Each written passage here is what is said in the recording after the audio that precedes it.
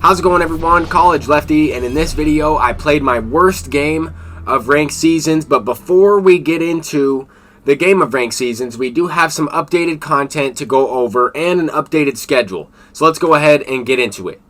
The first thing we're going to talk about is the Battle Royale program. We also have a High Five Conquest map with hidden rewards.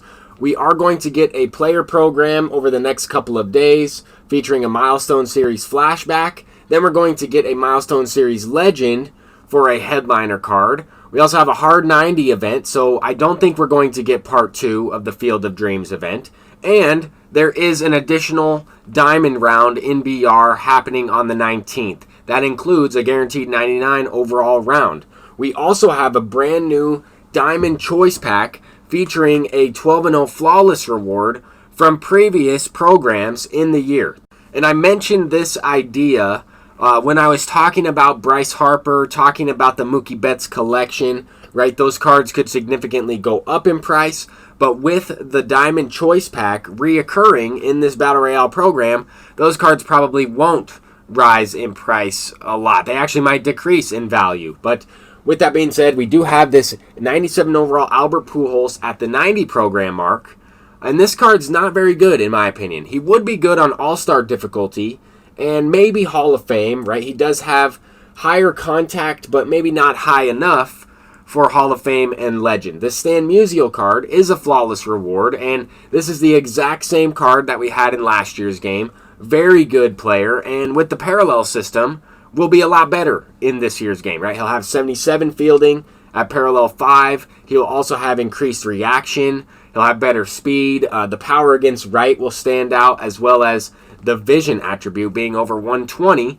will certainly help him. But Stan Musial, first baseman, in my opinion, definitely a solid card. Now we have 97 overall Signature Series Aroldis Chapman. And in my opinion, this is the best pitcher in the entire game. This is the most effective relief pitcher.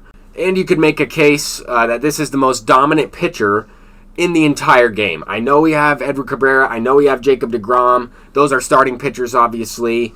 But the reason why I think Aroldis Chapman is the best pitcher in the entire game is because he has great control and break on all of his pitches. He has an incredible pitch mix with the fastball, slider, sinker, splitter, changeup.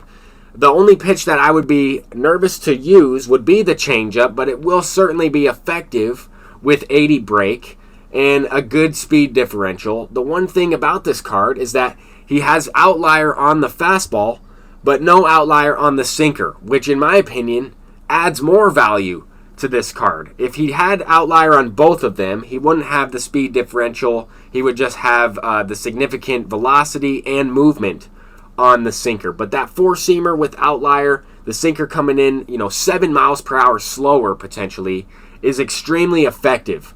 We're going to start the gameplay off with a quick event game, Field of Dreams event. This is also the first time that I've kind of experienced this type of situation where I am facing the first batter of the game. We get a check swing on the very first pitch, a called strike. Now we're going for a 3-pitch strikeout.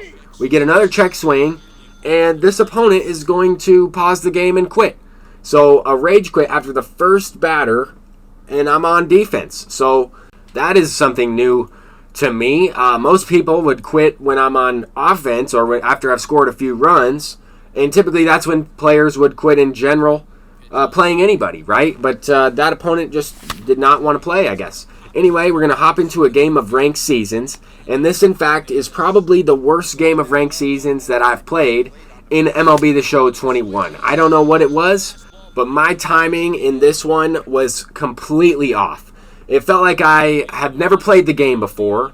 I don't know. I was in a little bit of a slump. I know it's only the first inning. We got a couple of weak base hits, and we had an opportunity to score, but it's going to mainly be about pitching in this one. We're going to have to pitch because I just looked lost at the plate. I was having a tough time picking the ball up out of Jacob deGrom's hand.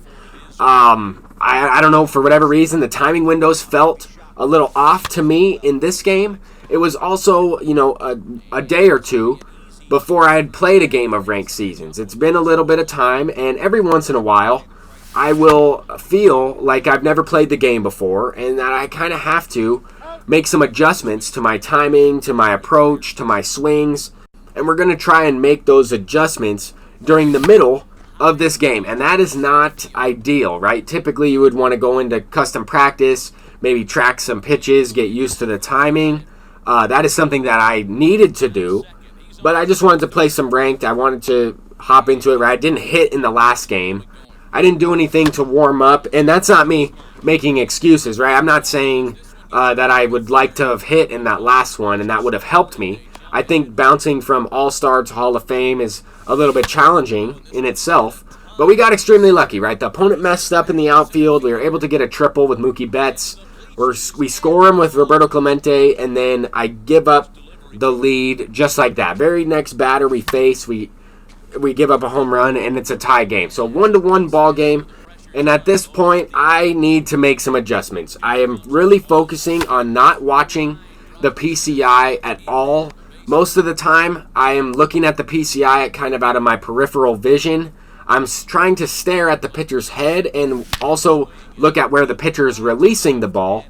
But here we hit our first perfect of the game, and this was also kind of a little bit luck, and I was guessing on that pitch. That opponent had gone to that slider inside a couple of times throughout this game, and that is exactly what I needed to do, right? Sit on a pitch in a location, because look at some of these swings. I mean, that looked like a fastball up and away to me. The opponent had also been going to that pitch, so I'm looking for it. Here on the outside corner, I'm looking for a slider low and away, fastball middle away, or up and away, and I'm not able to react to that pitch inside. So at times, these are things I'm picking up.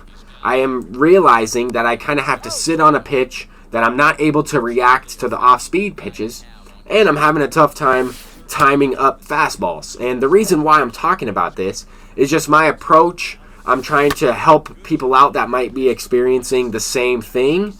But also, we have the lead, right? We're not playing terrible, but this is definitely not one of my better games of ranked seasons. Probably one of the worst games of ranked seasons that I've played throughout the year. Now, I have been shut out, right? I've had a situation where I felt like I might have hit, a little bit better than this, honestly, because we only have one perfect hit. Other than that, everything else is like a late base hit, a seeing eye base hit, or a lucky base hit. And it's a 4-1 game. So now he takes out Jacob deGrom, and now we are trying to make an adjustment because we don't have to face an outlier pitcher. I can track the pitches a little bit easier, but that's why Jacob deGrom is so good. That's why Aroldis Chapman, I believe, will be the best pitcher in the game. He's already tough to hit as a gold. Now we have a 97 with maxed out hits in K per 9. But those are kind of my thoughts, as well as some gameplay in the event and ranked seasons. I'm College Lefty. Hope you have a great day, and peace out.